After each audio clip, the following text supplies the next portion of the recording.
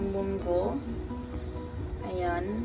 Ang menu for today, ulam natin ay munggo. Ginataang munggo with pork. Ayan po. Pakulo na muna siya dyan. Ayan guys, magpainit lang muna tayo ng kasirola. And maglagay lang tayo ng kaunting mantika. Kaunting mantika lang pong gagamitin natin.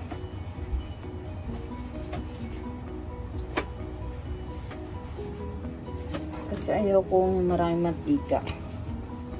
Yan o. Kawali pala, kawali. Katabi kasi niya kasirola. Kaya painit tayo. Pag mainit na yan, pwede na natin ilagay ang ating garlic. Kasi ang inuuna ko kasi ginigisa ko muna yung baboy. Unahin ko na dito yung garlic.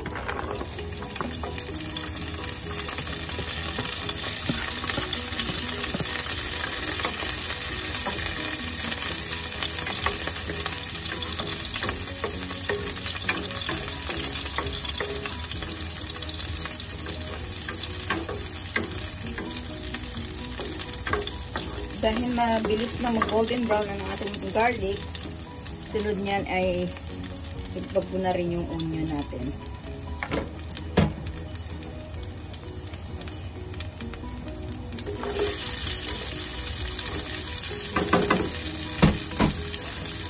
Dinamihan ko na guys yung onion.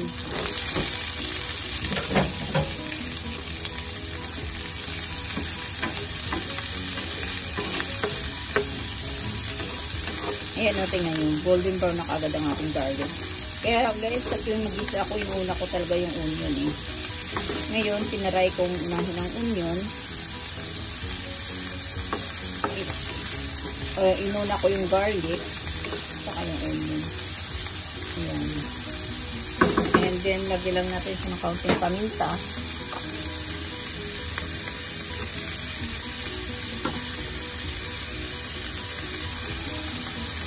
Paminta, mag-add lang tayo ng paminta para may lasa na siya.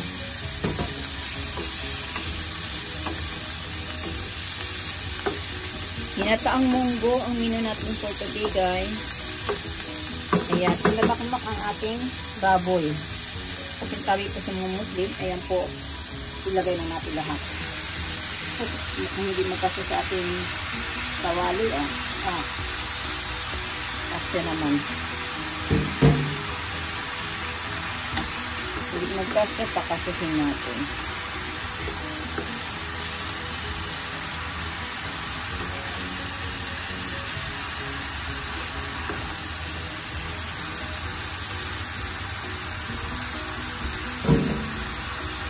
Medium heat lang tayo.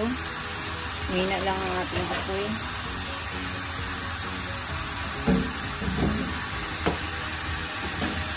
Mag-add lang tayo dito ng black pepper para may lasa na yung ating baboy dyan. Ang ating pork.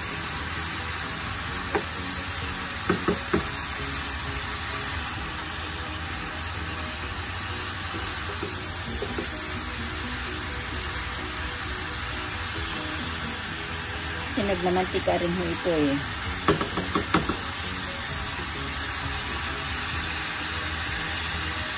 Mag-add lang tayo ng kaunting seasoning like magic sarap. Ayan.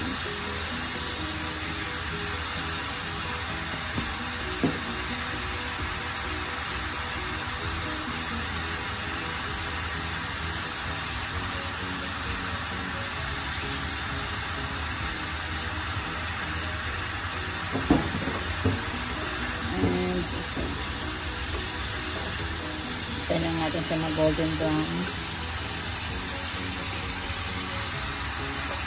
Tagal kong hindi nagluto Ngayon lang ako nagluto ulit. Sabi ko, gusto ko may munggo kasi ako dyan eh. Sabi ko, tagal nang hindi ko na naluluto yung munggo. Kaya, lulutuin ko na. Nakakasawa din kasi laging sa labas kumakain. Or bumibili na lang ng yung ready to eat. Mas maganda pa rin yung pagkain Pinoy luto natin. O diba? Kaya lahat ng menu at niluluto ko pagkain Pinoy.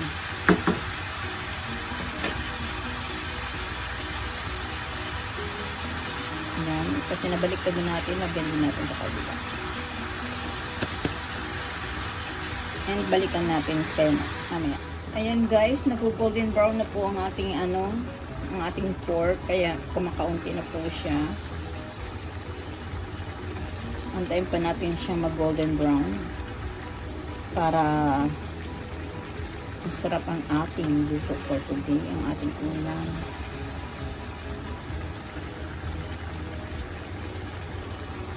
Ayan guys, golden brown na po ang ating pork. Pwede natin po siya ihalo ang ating munggo. Ito po yung ating munggo na sa kasirula.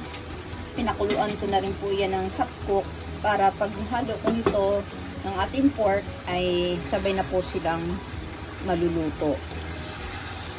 Sabagay itong pork natin is lutong-luto na talaga. Golden brown na po yan. Oh.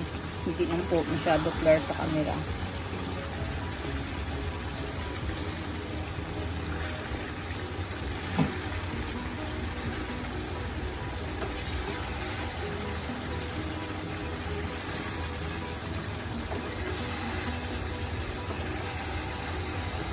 Napipreto sa sariling mantika niya. Simple lang po ang ating gulay dito. Kumuha lang ako ng ginsai at din nga munggo, sibuyas and garlic. Yan lang po. And pork pala, and then coconut milk. Ayan mga palangga, golden brown na po siya. Ayan, ay pwede na natin po ito isalin sa ating munggo doon sa kaserula. Yan po guys, oh. Golden brown na po siya.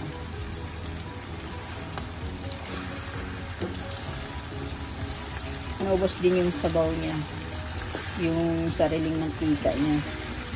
Okay, ayun yung nagpreto sa pork natin.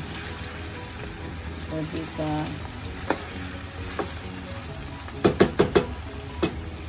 Okay, isalin po muna natin siya dito sa ating kasirula na may munggo. Okay, antabay mga palangga. Na i-combine ko na po siya sa ating munggo ngayon. Ayan. Nailagay na natin ang aking magic kasirula. Pinaka-favorito kong kasirula. Ayan. Nailagay na natin. Kaya pwede natin lagyan siya ng gata. Excuse me po. Buhos natin yung gata sa pan. Wala tayong mabibiling fresh na gata.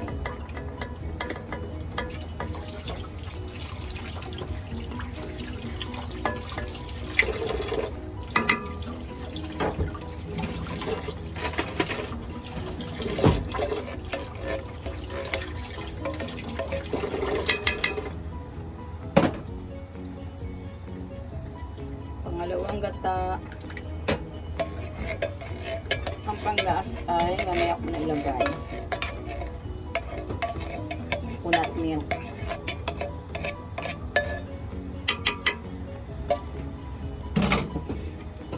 Ayan, ihalo-halo lang natin.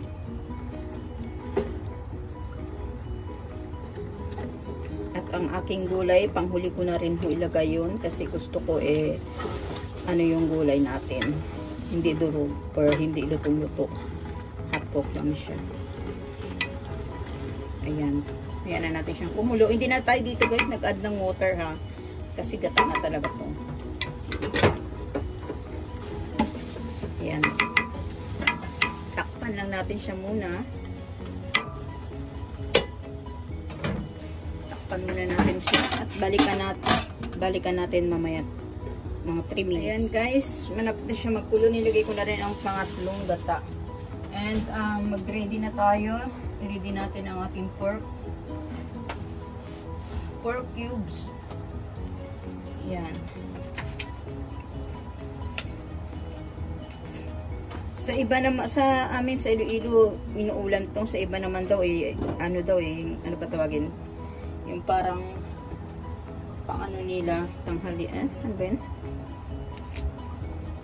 Sa Tagalog, hindi ko masabi. Pwede na tayo mag-add dito ng isang pork cubes. At mamaya na yung isa. Para at least, dyan pa lang ay nagkalasa na siya. Yan o. Hinapkok ko lang kanina ang ating ano, kaya hindi pa masyadong luto ang ating, ayan, ating munggo.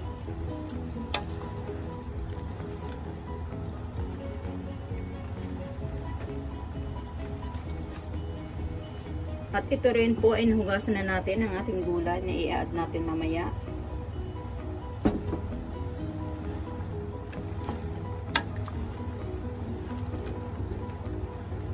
Yan, ilugay-lugay lang natin kasi baka maano yung gata natin. Magiging ano siya, mantika. 2 oras na ako dito sa kitchen. Nakatayo. Ganun talaga ako pa nagluto. Ilang upo-upo. Tayo.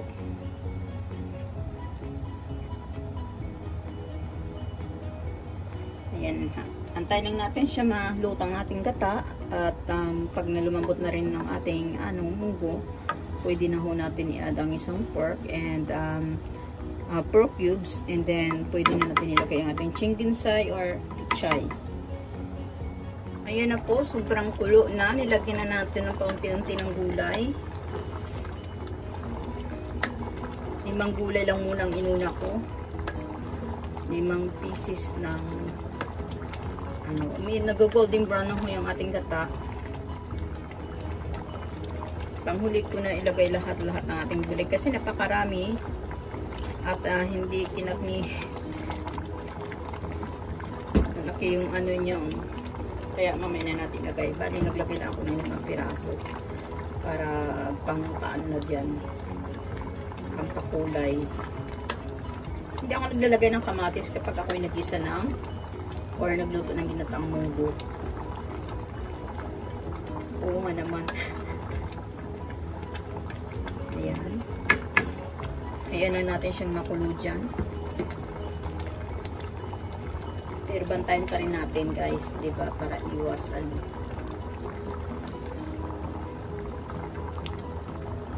Ayun.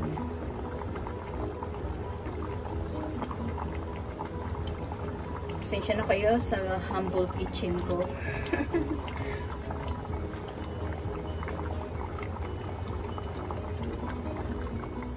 Ayan siya guys, nag-golden brown na po at takpan po muna natin siya. Takpan lang muna natin siya ng 2 minutes.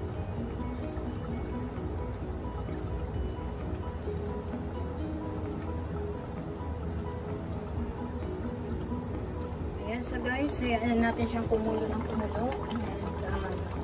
And may ilagay na natin ang ating mga gulay.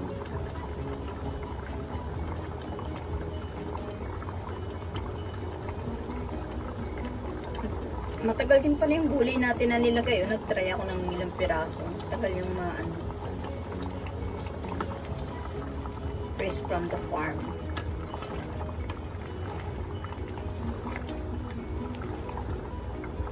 Kumakaunti na rin ng kanyang sabaw.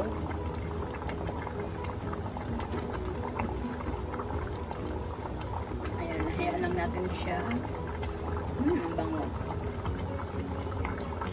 Naka-andar naman ang atin ng exhaust fan. Kaya, ayan, hayaan natin siyang kumulo. And tingnan natin ang ating luto na ang ating munggo. Bali, lulutuin na lang natin ang gata. And, pa-isa-isa na ako mag-a-add ng gulay. Mag-a-add tayo ng gulay. Kasi napakarami nito. Ayan. Tsaka matagal pa itong gulay na to. Pichay na ito maluto. ilagay na natin lahat.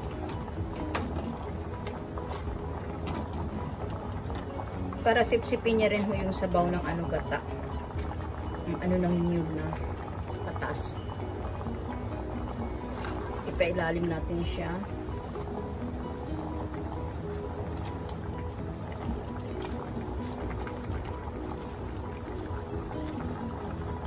Kanya magluto ng ilongga.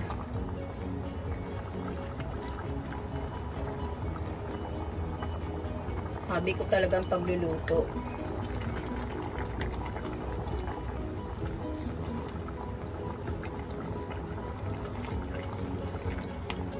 Ipailalim lang natin siya guys, yung ibang gulay. Ayan, at hayaan na natin sa tiyan. Naluto na yung ating takpan muna natin siya guys ha, at mamaya balikan natin. Ayan guys, malapot na ang ating sabaw. And luto na talaga ang ating gulay, pati munggo. And ang sabaw natin ay napakalapot na po guys. So, ayan po, sana nagustuhan ninyo ang menu natin for today. Ginataang munggo ala Juday. Please subscribe my channel, Judith Tanaka po. Don't forget to click the bell button below para ma-notify kayo sa mga bagong upload ko. And like and share na rin po. Ayan, ready to eat na yan. Takpan na natin. Nagbubulol na ako dito sa kusina. Naninigas na ako sa lamig. Bye-bye po. Maraming salamat sa inyo and God bless you all guys. Saan sulok man kayo, saan sulok man ang part kayo ng mundo. Maraming salamat and God bless. Advance Merry Christmas.